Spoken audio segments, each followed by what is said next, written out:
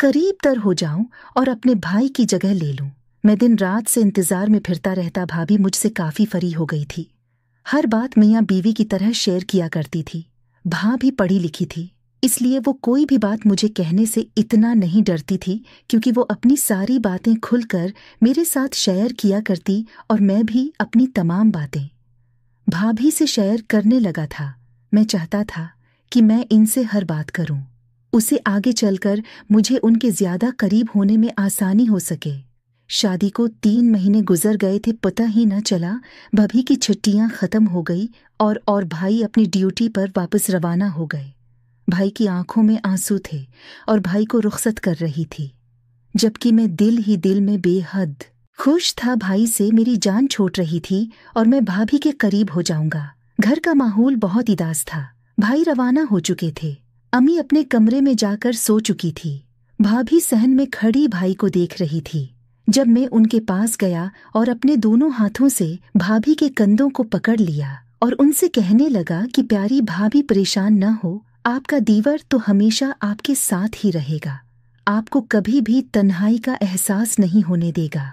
भाभी ने मेरी उस हरकत को बहुत देर नोट किया। फिर मैंने उनकी आंखों को अपने हाथों से साफ किया। भाभी बहुत ज्यादा खुश हुई कि मैं उनका इतना ज्यादा ख्याल कर रहा हूँ। फिर मैंने भाभी से कहा कि उम्मी अबू सो चुके हैं, मैं आपको कहीं बाहर लेकर चलता हूँ। भाभी क्योंकि आज़ाद ख्याल की थी, फिर भी मुझे घबराहट हो रही थी कि अगर अबू या उम्मी में से किसी ने देख लिया तो वो क्या कहेंगे। मैंने उनको तसल्ली दी कि वो सब सोच के हैं और अगर ऐसी कोई बात हुई तो मैं सारा इल्ज़ाम अपने सर ले लूँगा और आप पर कोई आंच भी नहीं आने दूंगा। मेरी ये बात सुनकर वो भी बहुत ज्यादा खुश हुई। भाभी तैयार हुई। हम दोनों ने एक रंग के कपड़े पहने थे। वो सफेद फिराक में बिल्कुल कोई जंत की हौर नजर आ रही थी और उसके साथ में भी कुछ कम नहीं लग रहा था कि हम दोनों बाहर एक रेस्टोरेंट चले गए और आइसक्रीम ऑर्डर करके खाने लगे। भाभी मेरे साथ बहुत ज्यादा एंजॉय कर रही थी और मुझे बार बार प्यार भरी नजरों से देख रही थी।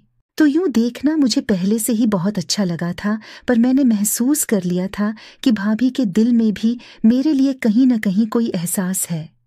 मैं भाभी को समंदर पर ले गया और हमने समंदर पर जाकर बहुत ज्यादा मस्तियां की थीं और वो वक्त बहुत एंजॉय किया। भाभी समंदर पर जाकर बहुत ज्यादा खुश हुई और मुझसे फरमाइश करने लगी कि मुझे हमेशा यहाँ ले आया करो, मुझे यहाँ पर आकर बहुत अच्छा महसूस हो रहा है।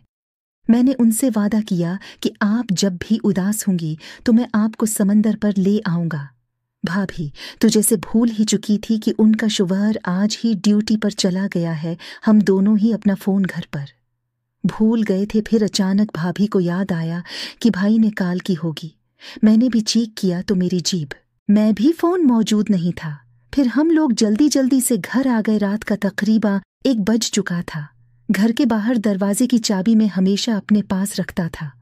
हम दरवाजा खोलकर घर आ गए। हमारे सारे कपड़े समंदर की लहरों की वजह से भीग गए थे। फिर मैं अपने कमरे में चला गया और कपड़े तब्दील करने लगा और भाभी भी अपने कपड़े तब्दील कर चुकी थी। फिर मैंने उनसे चाय की फरमाइश की। भाभी ने चाय बनाई।